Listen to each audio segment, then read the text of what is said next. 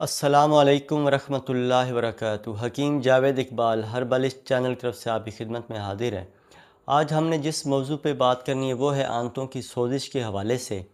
کہ اس میں کون سی ایسی علامات ہوتی ہیں جن کا جاننا ضروری ہوتا ہے کہ ہم آنتوں کی سوزش کی بیماری کا شکار ہو چکے ہیں۔ بنیادی طور پہ آنتوں میں جب سوزش ہو جاتی ہے تو اس کی وجہ سے کیا ہوتا ہے، کبھی پیچس لگ جاتے ہیں، کبھی دست آنے شروع ہو جاتے ہیں، کبھی قبض رہنا شروع ہو جاتی ہے، آنتوں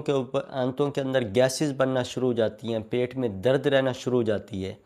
تو بنیادی طور پہ یہ آنتوں کی سوزش کی علامات ہوتی ہیں۔ یہ سوزش ہوتی کیوں ہے؟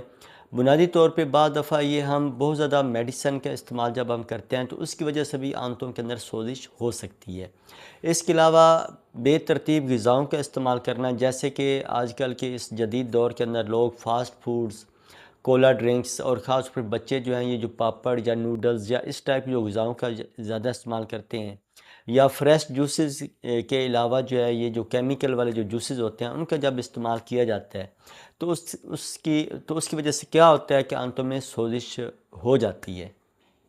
تو سوزش کو دور کرنے کے لیے کون سی ایسی غذاؤں کا استعمال کرنا چاہیے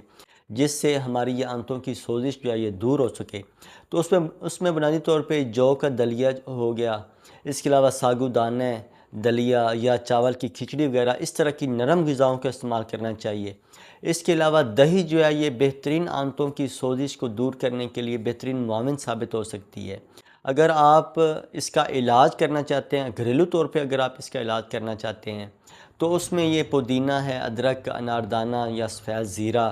اس کی آپ چٹنی بنا کے آپ اس کا استعمال کریں تو انشاءاللہ اس سے بھی ایسا آپ کی آنتوں کی سوزش جو ہے وہ دور ہو سکتی ہے۔ لیکن میں پھر دوبارہ آپ سے یہی گزارش کروں گا کہ آپ جتنی یہ کولا ڈرنکس ہیں، فاسٹ فوڈز ہیں، ان سے کنارہ کشی اختیار کریں، کیونکہ یہ جتنی ایسی کیمیکل والی جو غذائیں ہیں ان کے استعمال سے معدہ خراب ہو جاتا ہے، آنتوں کے اندر ڈسٹربنس ہو جاتی ہے، آنتوں میں سوزش ہو جاتی ہے، جس کی وجہ سے کئی اور ایسی پیچیدہ بیماریاں پیدا ہو جاتی ہیں۔ تو اللہ تعالی ہم سب کا حامی و ناصر ہو، اللہ تعالی ہم سب کو شفائے کلی سے